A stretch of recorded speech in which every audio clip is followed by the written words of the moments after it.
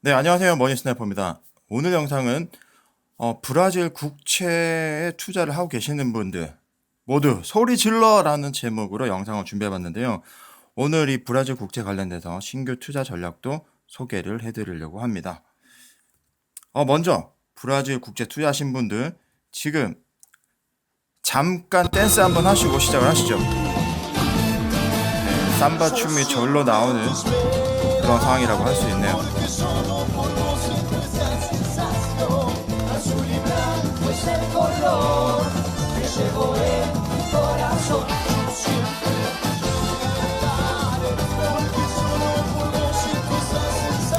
네, 이렇게 삼바 춤이 절로 나오지 않을까 생각을 합니다.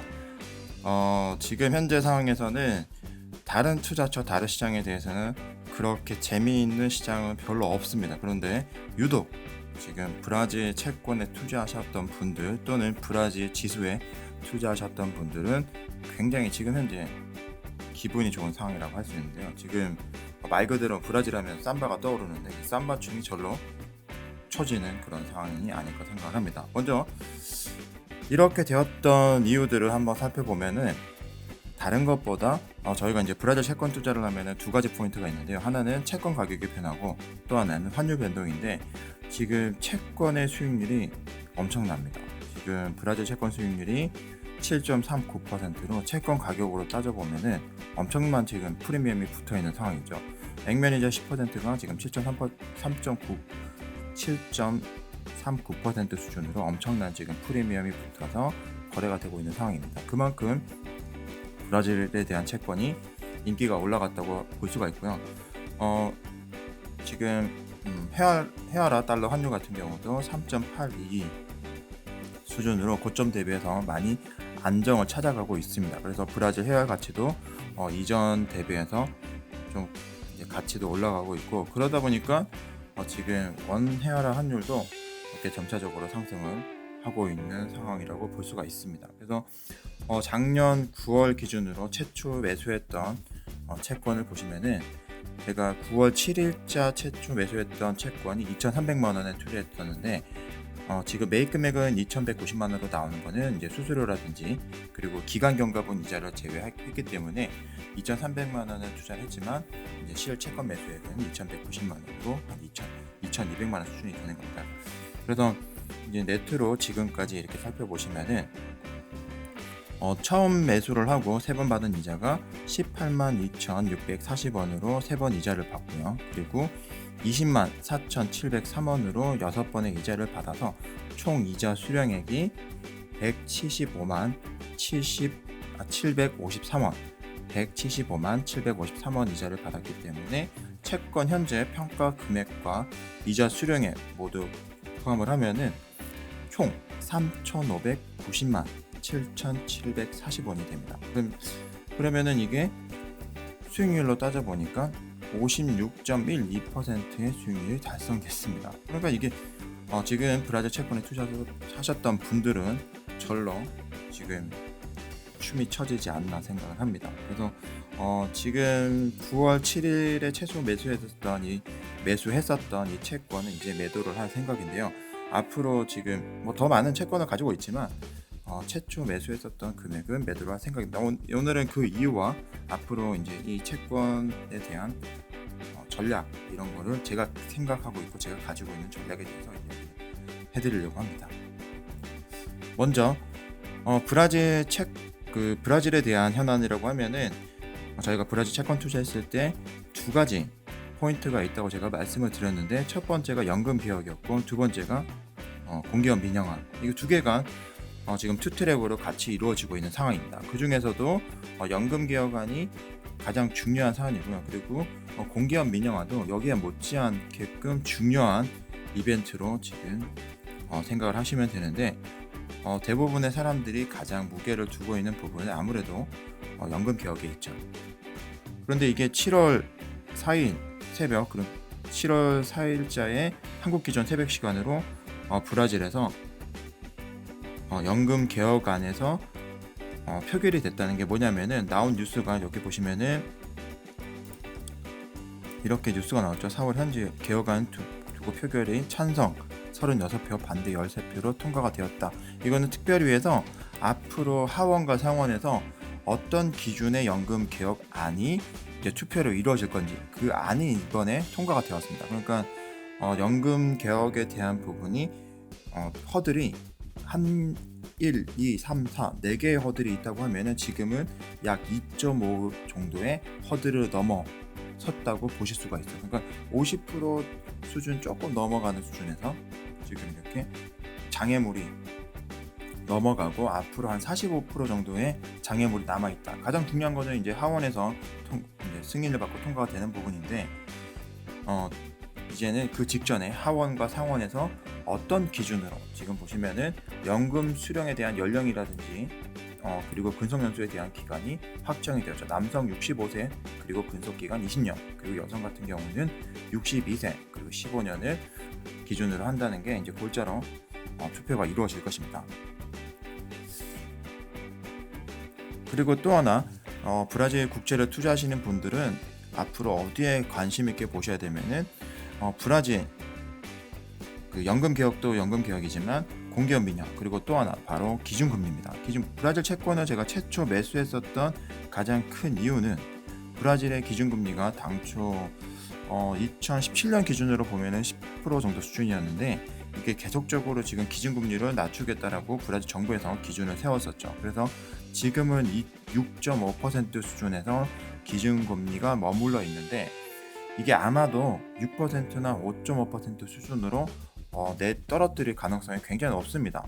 그렇게 이제 브라질의 기준금리가 떨어진다고 하면은 채권 가격은 또 한 번 상승할 수 있는 여력이 있는 거죠. 그러나 이거는 말 그대로 내려갈 수도 있다는 거지 내려간다라고 확정적으로 생각을 할 수는 없습니다. 하지만 금리라는 거는 전 세계 트렌드가 저금리로 이제 국가 성장이 제대로 정상적인 궤도로 올라가게 되면은 기준금리는 낮아지는 것이 당연한 순리이기 때문에 브라질도 예정대로 브라질의 경제 기반이라든지 이런 상황들이 정치적으로나 경제적으로 안정을 찾게 되면은 기준금리는 6.5% 수준 밑으로 떨어질 가능성이 굉장히 높아지죠. 그렇게 되면은 채권 가격은 또 한 번 상승할 수 있기 때문에 이 부분을 좀 관심 있게 보셔야 되고, 그래서 지금 기사 나오는 게 연말까지 5.5% 유력하다라고 나오는데 이거는 어디까지나 추측인 거고 확정적인 것은 아닙니다. 만약에 글로벌 경기가 전체적으로 미국을 중심으로 꺾이게 되면 이 기준금리는 브라질 자체 내에서도 쉽게 내릴 수는 없는 부분이기 때문에 이 부분은 계속적으로 모니터링은 하시되 확정적으로 믿고 가는 거는 조금 위험하다 이렇게 보시고 접근을 하시면 될 것 같으세요. 그래서 브라질 채권 투자하시는 분들은 브라질의 기준금리도 앞으로 관심 있게 보셔야 된다 이렇게 설명을 드리겠습니다. 그래서 제가 앞으로 가지고 있는 전략은 뭐냐면 먼저 일부는 수익을 실현합니다. 그래도 9월 7일자 매수했던 채권은 일부 수익 실현을 하고요.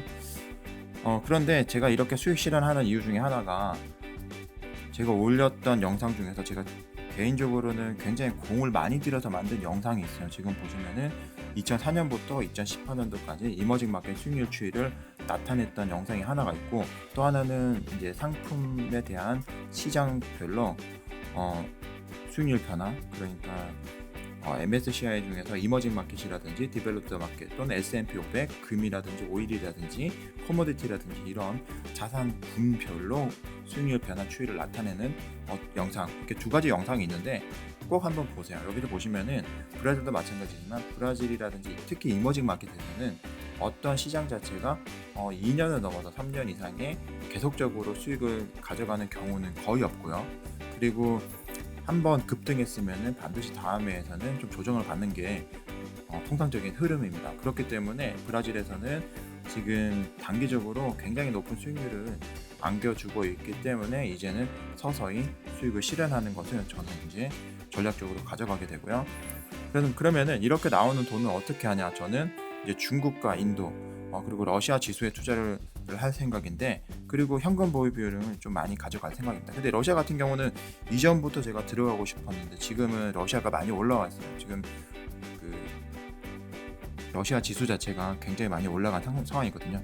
그래서 저는 어떻게 생각하고 있냐면은 우선은 이런 부분이 특히 이 지수에 투자한다는 것 자체가 중국 같은 경우는 중국, 미국, 유럽, 한국 마찬가지로 전부 다 11월 11일 기준으로 큰 이벤트가 있죠. 중국 같은 경우는 11월 달에 광군제, 미국 같은 경우는 베테런스 데이라고 제한 군인에 대한 그 이벤트가 있죠. 그리고 미국에서는 또 하나 블랙 프라이데이가 2019년도 기준은 11월 29일이 블랙 프라이데이가 있습니다. 그래서 그리고 유럽 같은 경우는 싱글스 데이, 한국 같은 경우는 11월 11일 데이가 있는 거죠. 여기서도 코리안 블랙 프라이데이라고 얘기를 하고 있는데 이렇게 큰 소비재 중심으로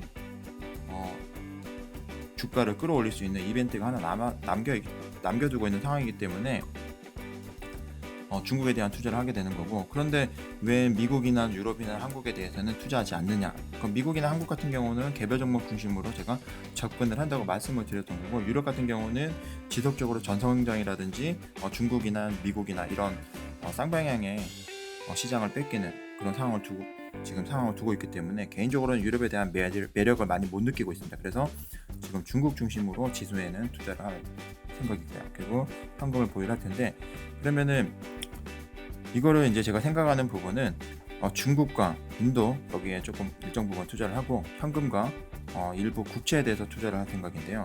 보시면은 이렇게 비중은 이렇게 생각을 하고 있습니다. 중국 지수의 20에서 30% 수준, 그리고 인도 지수에는 10%에서 20% 수준, 그리고 현금과 국채 투자는 50% 정도 비중을 생각을 하고 있는데, 여기서 제가 말씀드리는 국채는 한국 국채, 대한민국 국채가 아니고요. 해외 국채를 얘기를 하고 있습니다. 제가 해외에 있는 이머징 마켓이라든지 선진국 또는 국내를 제외한 이런 채권, 개발적으로 투자하는 것이 아니고 펀드를 통해서 간접 투자를 하는 것을 목표로 삼고 있습니다. 그 중에서도 저 같은 경우는 일시납 변액보험의 추가 납입을 통해서 비율 조정하는 것을 전략을 삼고 있습니다.